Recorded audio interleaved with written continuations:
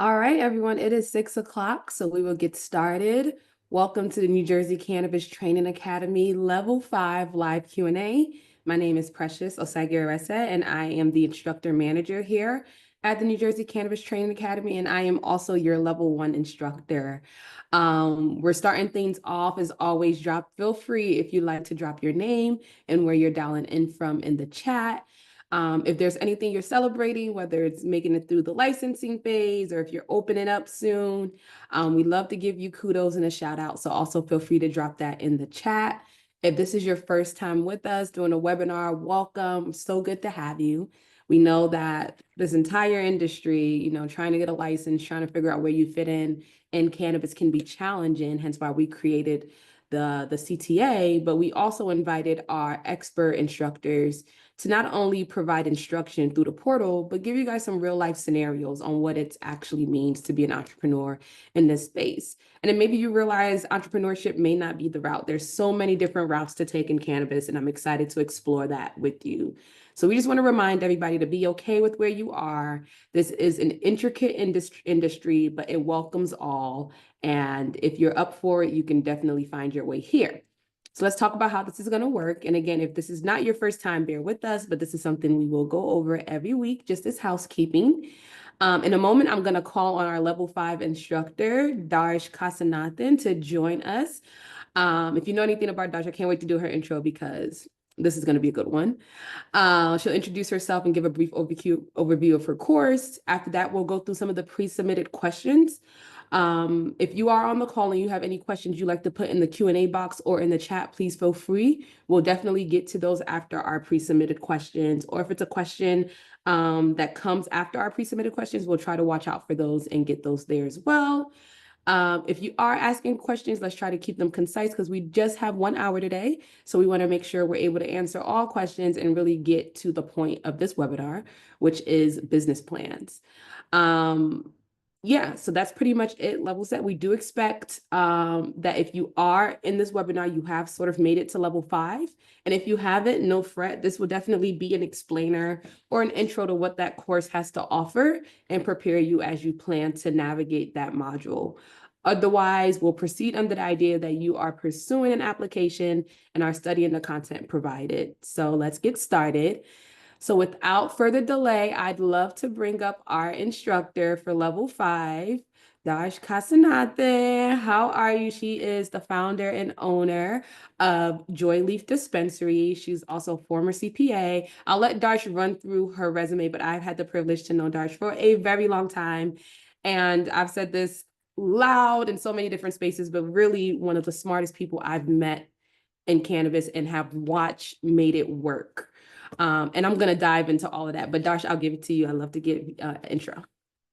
Hi, everyone. I'm so excited to be here with all of you today. Thank you, Precious. Your words are very kind.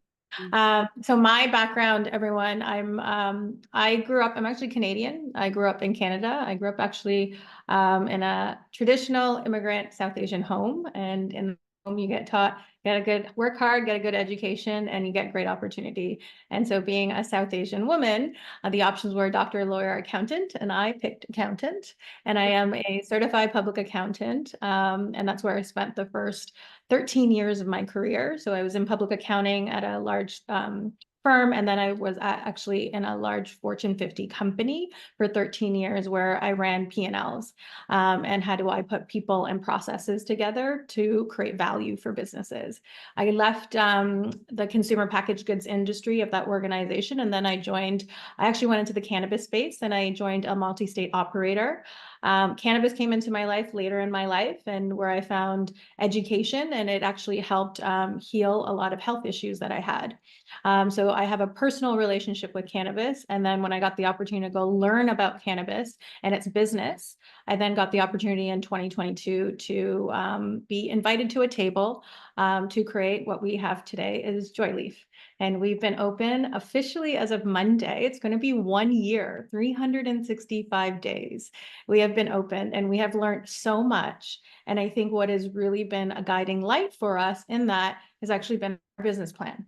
And our business plan is really your roadmap and your vision. And especially you as us as entrepreneurs, it helps us stay focused and to remember are we doing the right things, and do we have the right people doing the right things?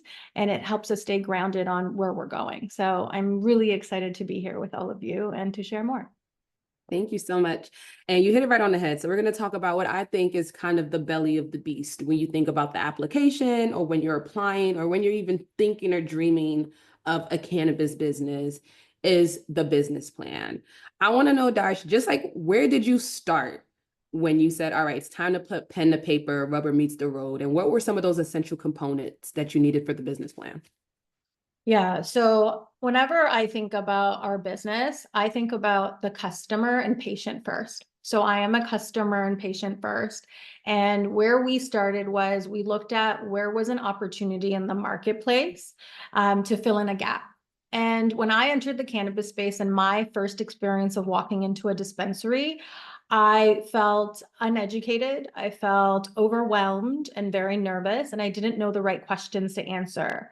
And when I went to my first experience, it wasn't the best experience. And when I walked out, and I was like, I don't want people to feel like that. I want people to feel empowered and educated. Because once I got educated in cannabis, I realized the power of knowledge and how do we share that to empower people. And so empowering oneself through knowledge was really important to us.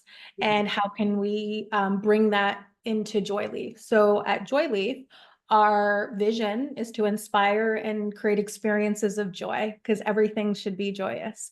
And then our mission is we empower through education to help people find the right product for the right moment. And our shopping experience is really curated on education, that when a customer walks in, that apprehensiveness about cannabis is distilled. And that's through the environment you walk into, how someone greets you, and how we just talk about cannabis in a very different way of how do you want to feel, and put it into moments and bring that education to let customers know they can have a safe and responsible use. And so where we started was really about a problem of a lack of education. And then all of the activities that we do in our business goes back to, at the end of the day, we have a motto, which is our value proposition. It's helping people find the right product for the right moment. So everyone is instilled in our organization to know that, like, that value proposition, that when we walk through the doors, that's what we're trying to solve today, is to help people find the right product for the right moment and distill that apprehensiveness, that unknown through education. I mean, when you walk in your dispensary, everything you just said is what you feel. And anybody on the call, we encourage you, especially just to be a student of the game. Darsh has one of the, I would say, top tier dispensaries in New Jersey, just in forms of operation. And she talks about processes. Maybe she'll give you a tour and we'll talk about some of that a little bit more. But you mentioned something, value proposition. Can we discuss, just for the folks, just to level set, what value proposition is, and how did you decide what yours was for Joy Leaf, and then in a market like New Jersey at the time when you launched? Yeah. So at the end of the day, when I think about, I know value proposition sounds like a really fancy word, but really at the end of the day is like when you go create something, you want to create something where someone needs something, right? Or someone wants something. So that's where I see like value. Whenever we go to anything, whatever we're buying, like groceries, a piece of clothing, if we see value to that, we will spend time and energy ourselves, and we will want to inquire and learn more to then say, hey, I can pay X amount to get that value, right? So that's what, when I talk about value proposition. Value proposition for Joy Leaf was really about helping people find the right product for the right moment. So do we have the right product? So what we carry is really important, because we're thinking about the customer first. And then what is the right product for the right moment. So we talk about cannabis as an experience, right? So our value proposition is to make sure you're going to have the right product for the experience you're looking to have, to ensure safe and responsible use. And all of that is grounded on education. So that's my retail experience. Value proposition could also be included in quality, right? It's in cultivation or manufacturing, if that's a licensed topic for you. You want quality is going to be important, because we want to trust what you're going to be putting out to the marketplace. So that is also a value proposition, right? And then different types of methods of growing, right? You can grow in cocoa, you can grow in living soil, there's different value that you're creating in quality, right? That you want to give to the customer. At the end of the day, simply put, value proposition, you should be always thinking about your customer in mind. For us, our guests or customers, patients that walk in, we want to ensure a welcoming, safe experience so that they can find the right, when you're less apprehensive and you want to feel, you put down your guard, you want to be open to education, right? In that moment. So that's our value proposition. So that's experience for us, right? The other part for products could be quality, and then and quality can be broken down into different points, as I mentioned, in cultivation, extraction method, how you do things, and what differentiates you. Nice. And circling back a little bit, you mentioned mission statement, which I also think leads to like explaining like exactly what you said now being put in a sentence or two for your mission statement. How can a mission statement effectively differentiate your business? And sometimes I think people kind of graze over the mission statement part. It just seems like just a sentence to say we're going to be a good business. But really, how important does that mission statement set you apart and also helps you lead, from what your company is supposed to do or meant to do? Yeah. It's, after doing this for the last year, I realized how really important a mission statement is, because what's really important is how do you galvanize your team behind your mission, right? Because you as entrepreneurs, I'm going to tell you this, you will be the only person that cares about your business as much as anybody else will. You're the only one. So how do you take that same energy and distill it into a simple statement that the people that will come onto your team understand that they can embody it and they can then continue it. So a mission statement is so important to put together. So our mission statement is to helping people find the right product for the right moment. Right. So and our vision is ensuring that we have we're inspiring and empowering people for joyful experiences. So for us, education of empowerment is we're going to help you find the right product for the right moment. So when my team walks in every day, it's actually on our walls in the store that says right product for the right moment. The customer also understands our mission. But that builds trust, right? And then when you have people being trained on how you service a customer for us. Like we embodied a training program for our team that there's specific questions and the way that we greet a guest.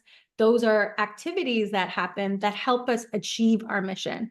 And when I think about any decision that I am making to move the business forward, whether that's picking inventory, staffing, what pricing, promotions that we're going to put in the store, it's all centered on that mission. Is it helping people find the right product for the right moment? So as a leader, it just helps me simplify where I'm putting my time and energy, because there's some things that you can also, as an entrepreneur, you're going to get thrown other things like which products should you put in, right? And you're thinking about your customer. So the mission statement really grounds you as an entrepreneur, as your leader, as to how you can even make decisions. Like, is it aligned to the mission of the company?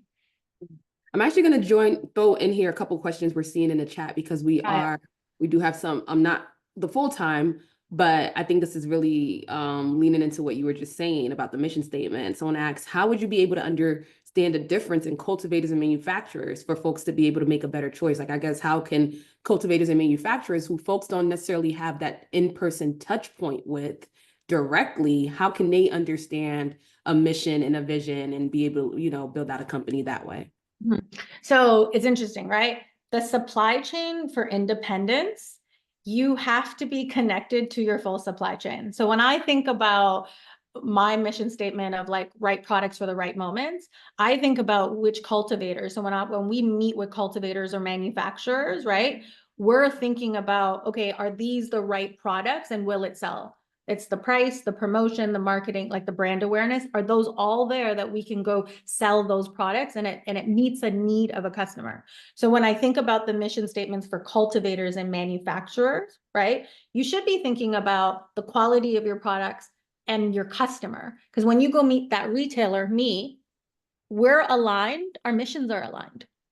right? So our missions fit in together. So at the end of the day, you want people to have your products in your hand. What drives a good product? You want to make sure you have transparency in how you make the product, right? You're creating some form of connection to your customer, that they see value in it. And that could be pop-ups in a store. That could be doing brand events or going to other locations to present who you are and touching your customer, right? So to answer your question, it's the whole supply chain that needs to work together, right? And so when you as a cultivator are thinking about, or a manufacturer that's thinking about your mission vision, I go make relationships with retail partners. Ask them what's important. What are the gaps that are missing, right? I know when I meet with new cultivators, I'm always telling them, hey, there's an opportunity here, because I'm sharing with them where there's customers out there. And as they're thinking about their product portfolios, could they change something or adapt to something, because here's market changes and this is what people are looking for, right? Because I know there's certain manufacturers who haven't been open yet, but they've changed their product lines because they understand that the market shifted, and those are conversations that are happening amongst us. Yeah, absolutely. I think you have to be extremely proactive in the cannabis industry. It's no more put it out there and they will come, or open and people will be there. You are meeting your customer. You are creating your brand, even if you are on the cultivation manufacturing level. Everything, it's about how you're connecting with the full supply chain. And I think this next question helps us to even understand the different types of business plans. Someone's asked, did your business plan change from its original version through your journey of becoming operational? And then with that, should you have several versions of your plan, whether one for CRC, investors, municipalities, which I think is a great question. I'd love for you to chime in on that. Yeah, no, I think that's a great question. So to answer the first part of the question, yes, your business plan should always evolve, and especially in this industry, because this industry is constantly changing, right? So to me, that business plan is a holistic, it's your novel of your story, because my business is my child, right? And so I'm writing the story, and the story has to adapt. Then I think that the second question is really important. Knowing who your audience is really important, right? So your business plan, like, I think there was a question ahead of time, like, what are the financial components that should be in an executive summary, right? Your executive summary really summarizes your business. And so that executive summary could change based on who your audience is, right? With your investors, you're going to want to have more financial metrics in that, right? Of cash flow is important in that one, but not necessarily for the CRC. The CRC's, your audience is going to think about, oh, you're going to be, how are you compliant, and are you adhering to the regulations, right? So there's knowing who your audience is, you want to adapt what's important to them, and you need to know what's important to them. So therefore, understanding what are their objectives, and are those aligned to your business plan? Your business plan is going to be your full novel. Who you talk to, you're going to take parts of it and then concise it to your audience. Yeah, I think that's very helpful, especially if you get more technical. You'll realize even when you apply, your business plan has certain guidelines that you have to meet in order to submit to the CRC. Some municipalities also have their own guidelines that they ask for when they look for your business plan. So definitely make sure you're getting into the details for business plans. And even when you're dealing with investors, some investors that are cannabis already based and entrenched might not need the whole global market 10-pager in your business. Right? Versus those who are new to the industry, might be coming from different sectors, might require a little bit more full out thought on what you're trying to do if you're trying to secure capital. Cool. So I want to just to build on that. Ask them, what are the top 3 things that are really important to you? So you're getting clarity, and what that's also doing is teaching you insight as to what's important to your stakeholders. That's really important. Going back to where we just were before we got some of our audience questions, and thank you guys for asking, keep throwing them in the chat about the team. And I know that this is something that's really important to you because you talk about people and process. How do you incorporate your team or show off the qualifications you're looking for when you are in that building stage and put that in your business plan? Because I think some people, when you look at, all right, all the people I need, you're thinking of like this large list of people. I need a CFO, I need a CEO, I need a COO. Like, how did you determine your team in your business plan? Yeah. So I always think about first is what are like the functions of any business, right? So to me, what was important to us was like, okay, you get money, like you have to buy the product, you have to get the product in the back of the house, right? You have to sell the product, you have to count the money, right? And so there's different activities. So I think about everything that we do in our house as the processes, and then there's activities that people do that need to happen each day. So I never put people's names in boxes. I always start of what are the things that we are doing first, right? So what are those activities? So once you understood those activities, then you can be like, okay, these are the types of roles I need. Then what are the qualifications that these people need to have to be able to be successful in those roles? And then, like, for instance, our general manager. So my background is manufacturing. I've run manufacturing plants and I understand how to make things. I've never run a retail store, but I'm an operator. So I knew I could learn it. When we were looking for our general manager, I knew this individual needed retail experience. That was really important to us because that was a gap that was on our leadership team for me. And so if I understood that someone knew how to open the store, close the store, do a schedule, IT understands the ether of a store, then I'm okay teaching them cannabis. I am the cannabis expert. So that's where there's activities that need to happen to run a business, right? So knowing what your activities are. And then secondly, then then you can put what are the roles? Because that role would be those activities that it would own. And then it's, okay, who are the right people and what's important when we go hire? Right? And so I knew I was okay not having a GM who didn't have cannabis experience. That was intentional, right? And how important was that though? I want to say with bringing someone in that didn't have cannabis experience. Did you see that as something that was super helpful? Or were you nervous about it? I thought it was super helpful because she doesn't have cannabis experience and cannabis education knowledge, right? That you can teach. And that's the other thing I know. That I was like, if there was a gap with someone, I always think about, can I teach it?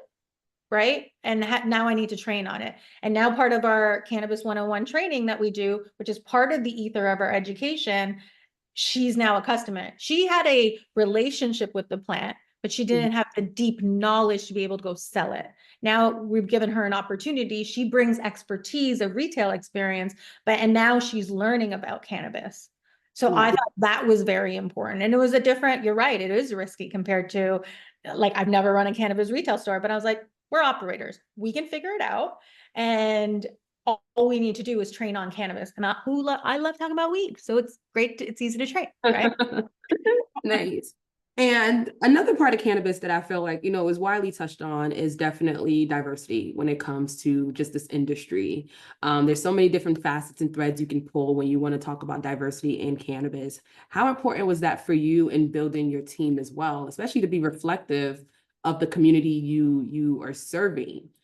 Yeah, I think it was a really important thing to us. And even going and talking to the council as we were going through our application process, it was really important to us that our store felt and looked like the communities that we serve. It was really important to us.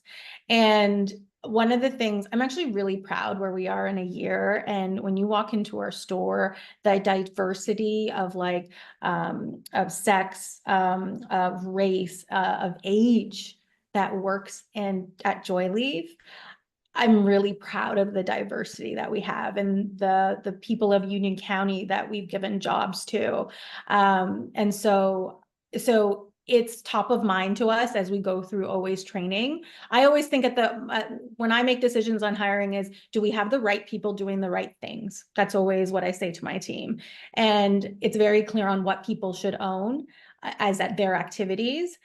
And then the best part is we get this cannabis just brings this diverse amount of people to the surface of different ages and groups that it's become part of the ether. And I do think about the male to female ratio. I do think about the racial ratio. Like we are constantly thinking about that to make sure that when people walk in, they're always just like, this place, like you don't even realize like this place is even here, and it's like a magical place. And I was like, yeah, that's amazing with the people that's in it.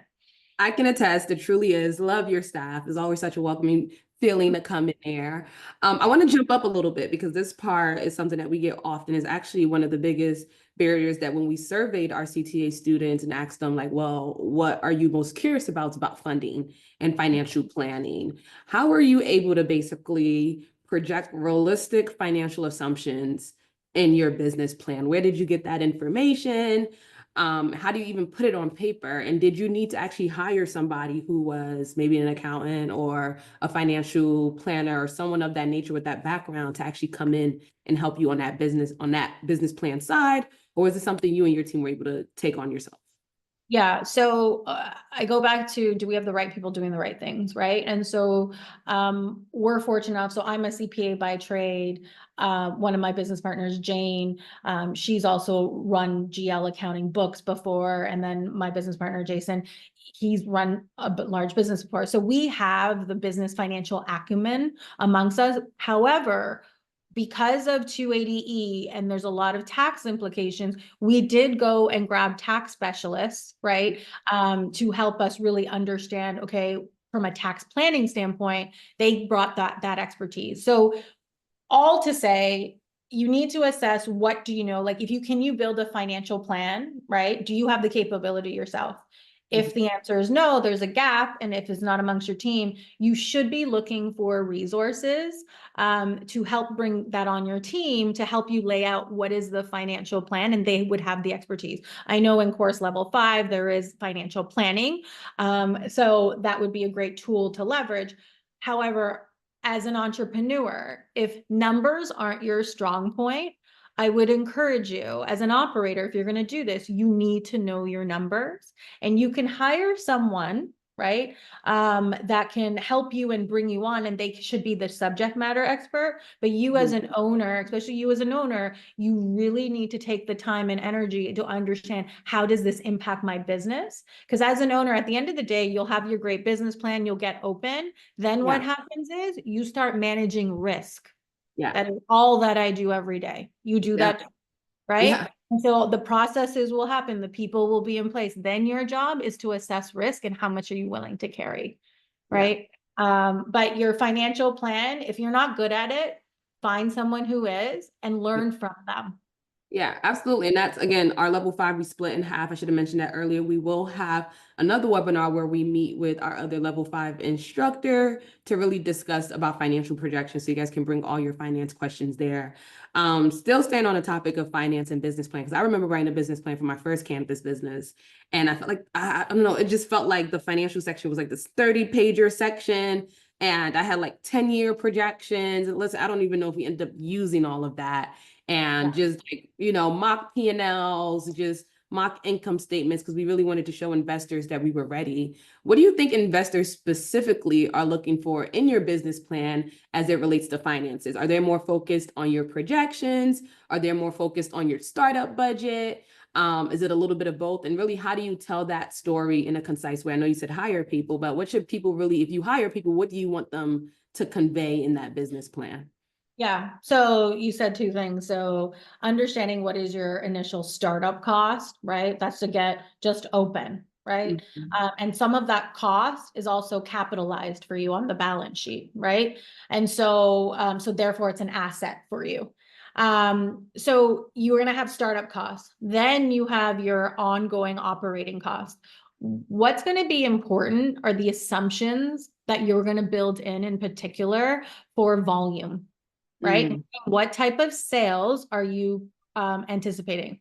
Now, I've been open for a year. There are many other retailers that have been open much longer. Now there is a baseline of what is actually really happening in the marketplace. And as part of being an entrepreneur, networking and creating relationships amongst other operators is really important, because a lot of us get together and we share, right? Because we're also learning. So getting yourself out to make those connections, to validate your assumptions. Okay. Because some stores in our state, they do transactions like 50 transactions a week. Some stores some other stores can do 50 transactions in an hour. Right. And then there's a reason why. Location matters, where your store is. And then 2 is, do people know that you're open and they know who you are?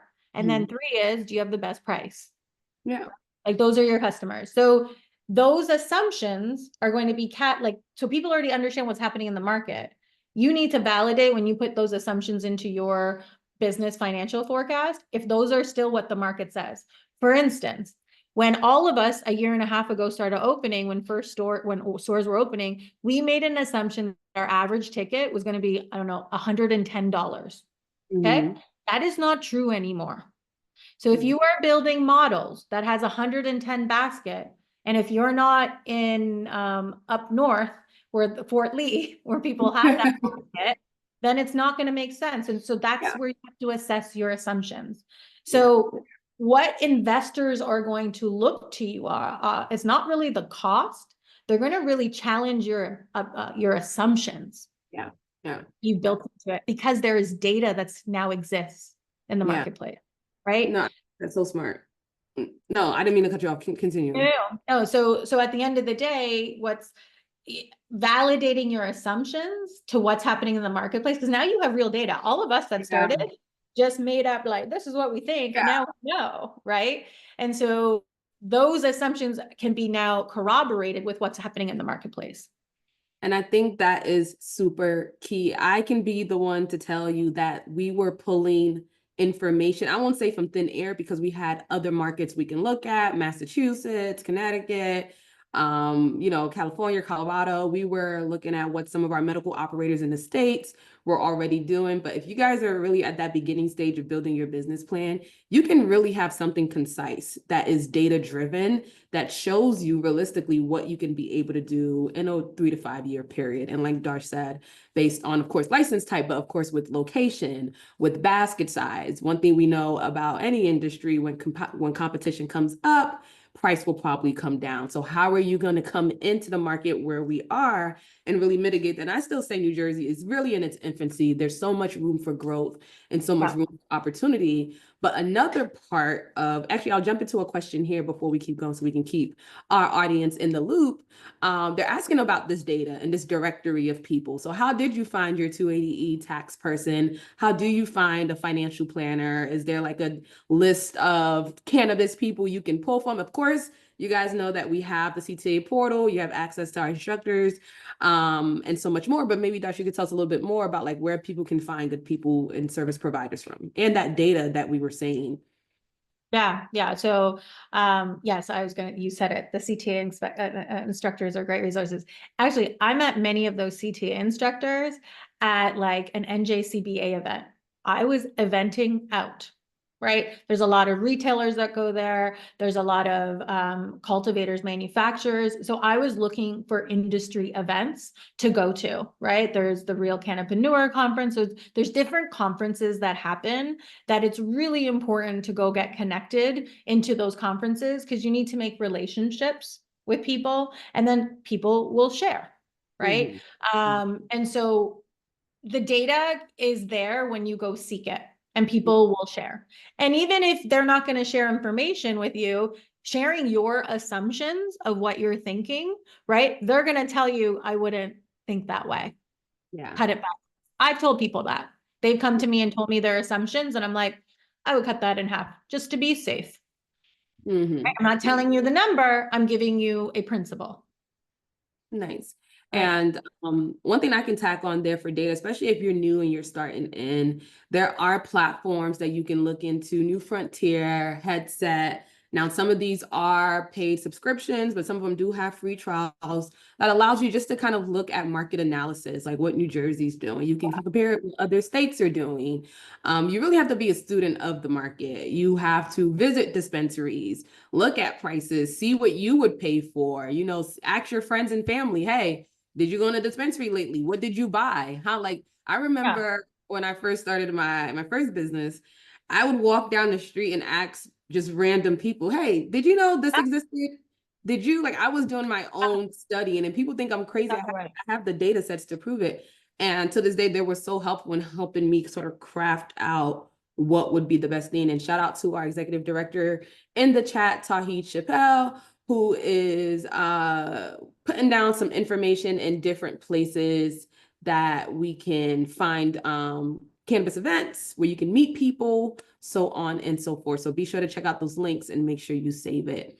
I want to touch on two more topics before we start the round of. And again, all part of the business plan, but one of it being in marketing, which I think you and your team do an amazing job at.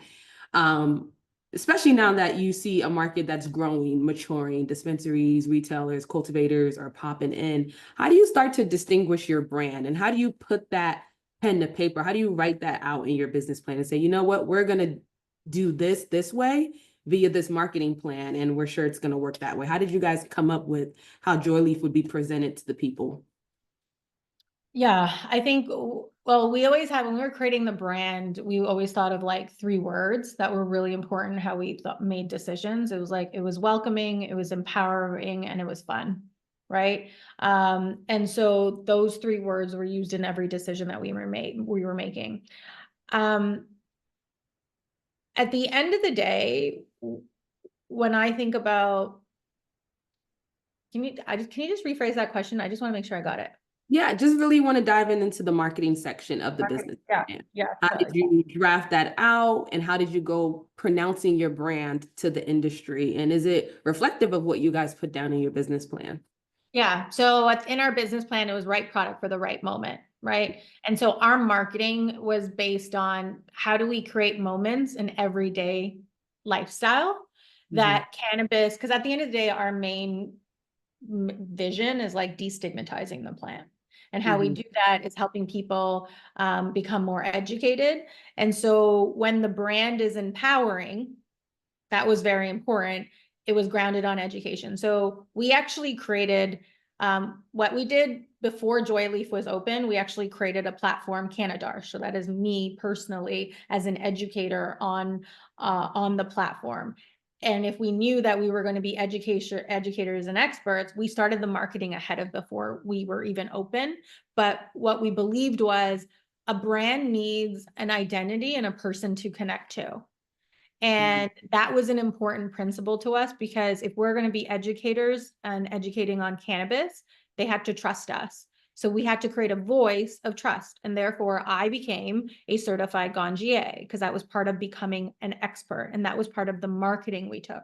So if I think about a cultivation or even a manufacturer, let's just say, I would be thinking about marketing of how can you build trust with your customers and that they want to pick you. And that could be getting out in the market. And you do this very well with yours, your brand of like getting out in the market and connecting, creating experiences and having creating awareness of who you are. And then when people connect with you or your brand, right? It then makes it real and they feel. And so from a marketing standpoint, we knew we had to create that connection. Now, the channels of marketing, so that was what we did for marketing, connected to an authentic person, become an expert, curate experiences and how it can be in everyday moments. Now, the channels of communication was social media. We did email marketing, collect those emails. Yes, Right? very I important. like those emails, because even if you're not open yet and you're talking about your story of how you're getting open, people want to be a part of that. They do, and they care. And if people want to see people win. Yeah. Right? And so if you can be authentic and be like, this is why we're doing something, what is your story? And talking to the people and making connections and continuing that conversation, like they've been a part of that. They've been a part. I have people on my platform being like, I've seen it from the beginning. I'm like, I know, that's amazing. You followed us. And they've created a connection to your brand. So whether you're on socials, whether you're on, what do you call it? On our email marketing, our text message marketing, we're talking to you because we wanted to build a community. And that was the key, because at the end of the day, your community is your customer. And when they love what you're doing, I have actually many of my employees were customers. Can you believe that? Yeah, I do, right. I do remember talking to somebody in your store and they say like, yeah, I started shopping here and now I work here, which was like super cool to see.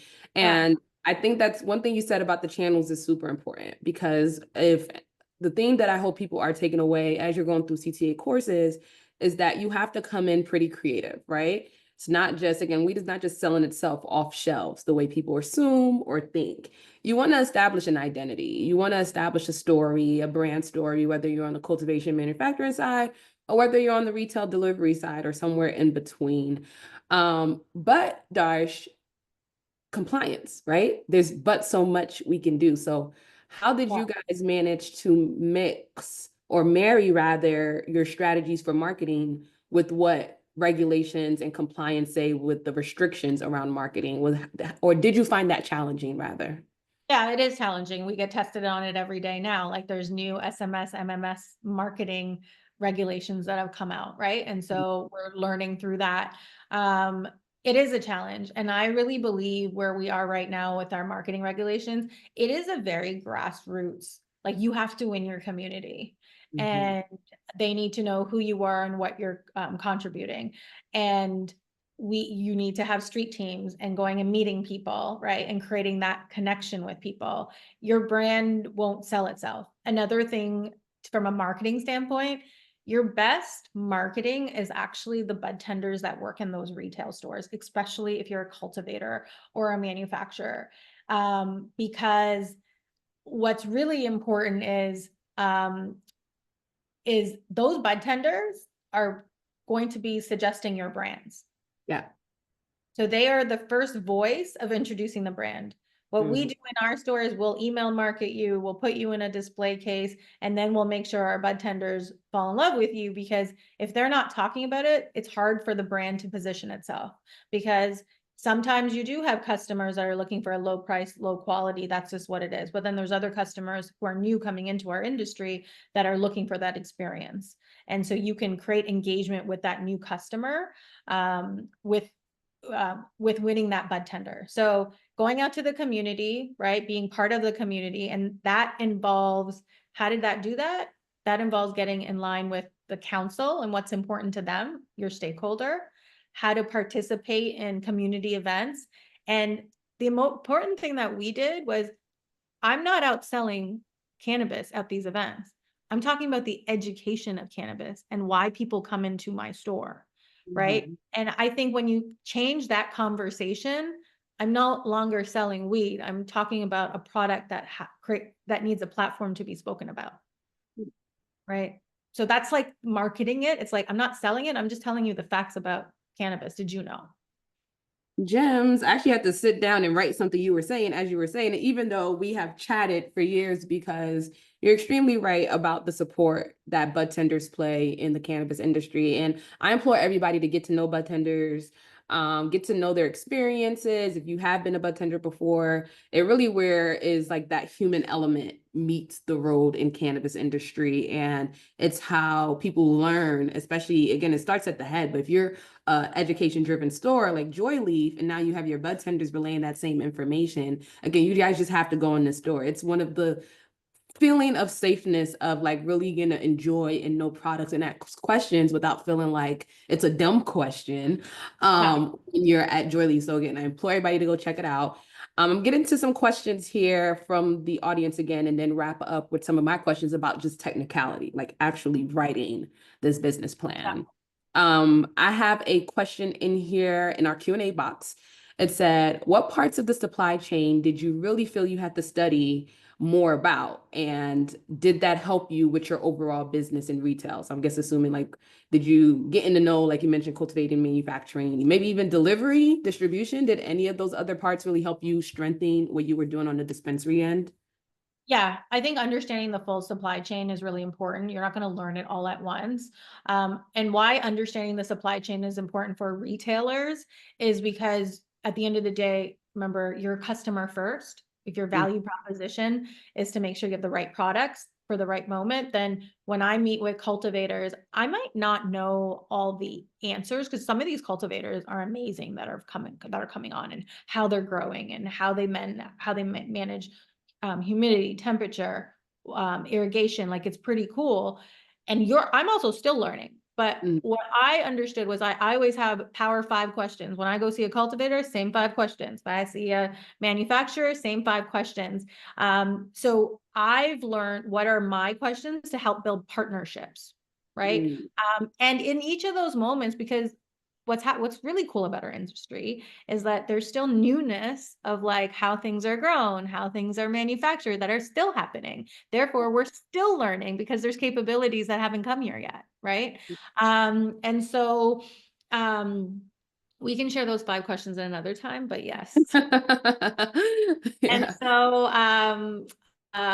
so understanding your supply chain, and it's not, you don't need to understand it all at once. Like for instance, I'm not an avid concentrate user. I'm not that customer.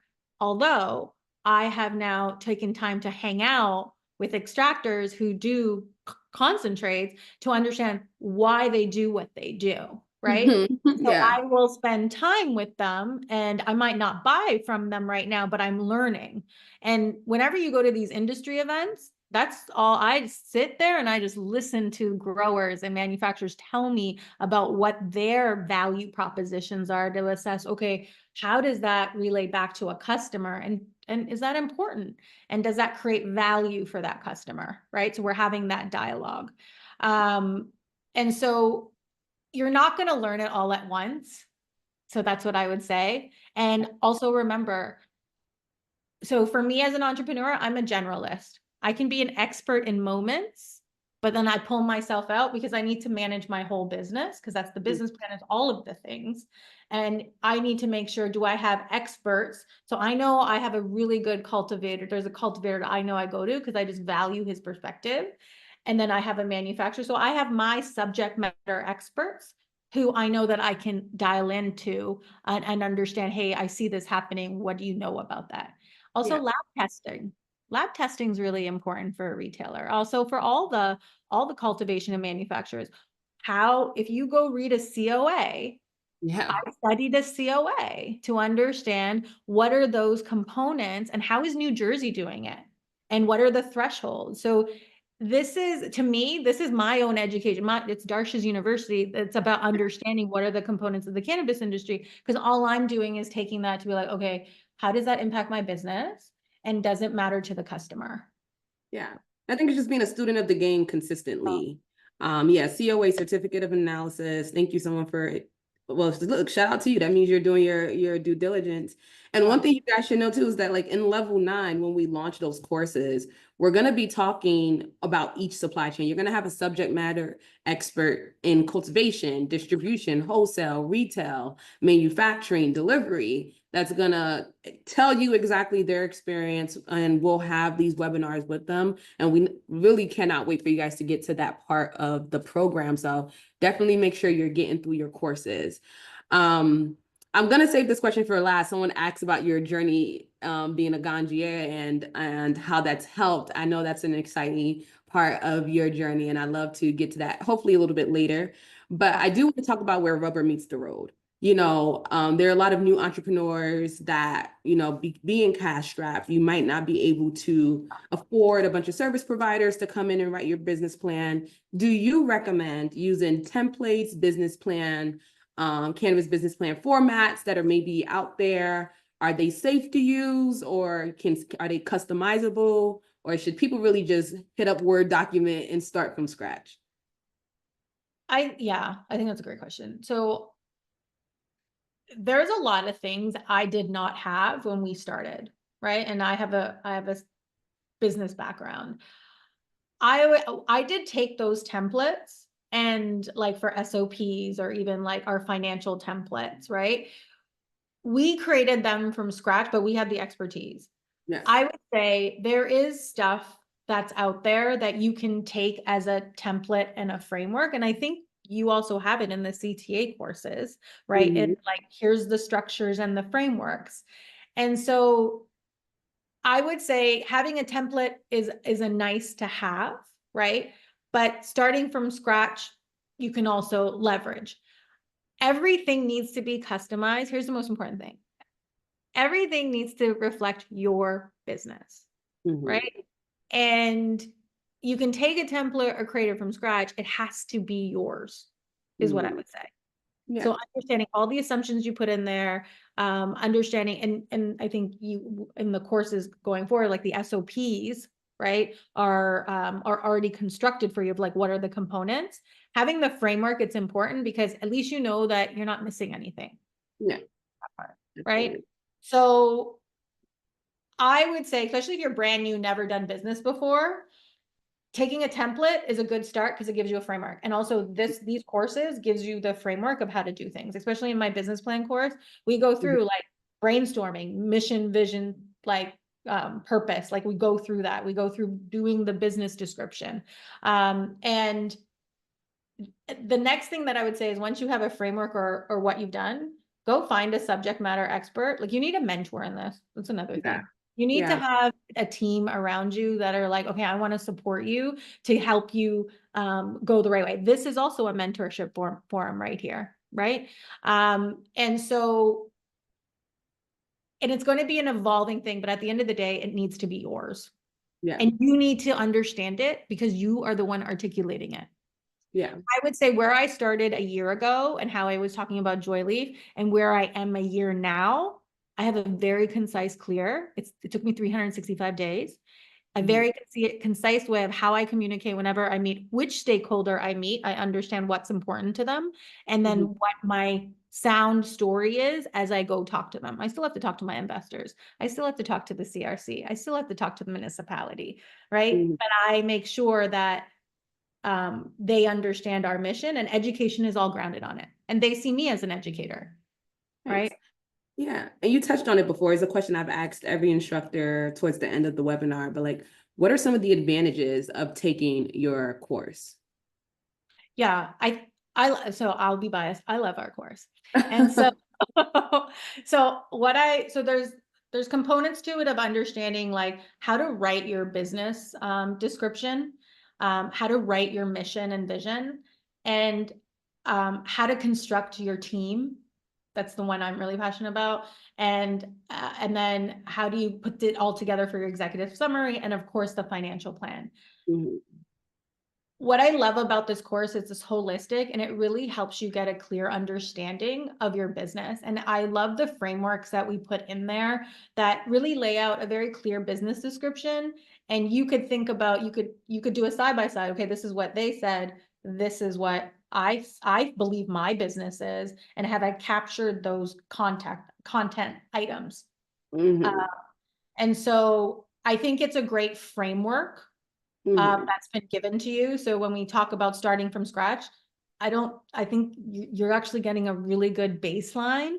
And one of the things we talk about in my course, especially, is really connecting to the customer and the value proposition that you're bringing. Because once you start speaking this way to investors, they see value. Yeah. Because they're like, oh, because what an investor thinks is like, I want to turn my money. And do I see that this business is solving a problem? And it's very clear they have the right people doing the right things. And it's very clear that they have a plan and they know how to execute it. And so that's what I feel that this business plan course really gives you. And it also makes you honest to be like, is this for me? Really important. Yeah, I think that's actually one thing the overall point of the NJCTA was for students was really to really analyze, is this for you? Because while there's the pretty side of cannabis, there's the, oh, licensees, dispensaries, cultivation, weed galore. People have, really had a hard time financing these businesses. People have a hard time managing, operating. You're putting in a lot of your livelihood. And if you aren't operating smartly, which is what we really want you to understand, and really in a processed manner, you're going to find yourself realizing this is unlike any other industry. It's not like opening a restaurant. It's not like opening a laundromat. We work within really tight guidelines, and to be successful means that you are working within those guidelines, but you're doing it really effectively in a really aggressive way. And I think Darsh is one of those people who does that in a very keen way. You don't see it happen, and it explains why Joy Leaf is the success that it is. And as we're wrapping up, because I do have some light announcements, but Darsh, I wanted to give you the floor because this was a question that's now come up twice about your Ganjier experience. Can you just tell us how that helped you? Just give us a little nugget about what that was and yeah, how it's helped your journey as an entrepreneur and so on and so forth. Yeah. The Ganjier, so the objective of the Ganjier was to create a form of education to become an expert in the industry. And so taking that course, it took 2.5 years. It's an online 100-hour course. Then you go out west to Humboldt, and that was actually the first time I was ever on an outdoor farm. You get to understand and you get taught a framework of how to assess cannabis, flower in particular, of what does it look like, what does it smell like, what does it taste like, and what's the experience like. And what it really gave me was a framework that I could go in and understand when I go speak with growers or manufacturers. I have a framework of understanding my own assessment of quality and how I can really ensure that the price where the market is measured to where the quality is. And it's really helped me think about our assortment strategy in our store. I'm very connected to what we buy in the store and what we put on the shelf, because I think about it from a customer standpoint, pricing standpoint, and at the end of the day, education standpoint, that what we say is what we want to give, help customers find the right product for the right moment. Ganjier really helped us frame the education part of our company, and a lot of our training, I've taken frameworks from the Ganjier and brought that into our training for our team in store. And at the end of the day, the right product for the right moment really came from Ganjier, actually. It was really critical to us because there's a training component of Ganjier, of making sure the right environment is there for right environment to curate the right experience. And so we brought up, it was actually came out of my mouth and it was like, that's it. It's right product, right moment. That's what I do. I help people find the right product for the right moment. And so it was really critical. And the other thing so it gave me good education. And the second thing that the Ganjier gave me was a network. And so because we went out to Humboldt, or I went out to Humboldt, these are people who've been growing and they're farmers out, and like California is the largest weed capital of the world. And you have players there that have been there for so long. And I got access to them because those were some of the council members. And it's helped me get introduced to people here on the East Coast. And I'm able to get into rooms that I don't know that I would have if I didn't have that network. And now there's legacy operators that are becoming licensed operators and that are in my network that I'm excited. And I actually have some of them in my store right now, that through that network. So it's given me a whole plethora of community in particular, and it's given a great education platform that we've taken to training of our team, and it's built trust in our community. That's amazing. Thank you so much for sharing that. And really, thank you so much for this webinar. Everything, gems across the board. Shout out to all the students for joining us today. All of your questions are so helpful. Again, this will be posted on the CTA portal. So if you need to rewatch anything back, you should see that up here in the next couple of days. Just some slight announcements before we wrap. Next week, we have an action-packed week of webinars. We are doing level 6. We're going to have a level 6 webinar to discuss the conditional licensing process and the annual licensing process on Tuesday. And then we're going to talk about insurance on Thursday. And on Wednesday, we have a special webinar with the New Jersey Department of Environmental Protections to just bring in some information about the impacts of cultivation and manufacturing in New Jersey. So all action-packed, all on the portal. You can find all that information there. Again, feel free to contact us if you are having questions or issues as you're matriculating through the courses. And we're just all really excited for you. So again, I thank you, Darsh, for joining us. Thank you, everybody, for joining us, and have a great night. Bye, guys. Thanks. Bye, everyone.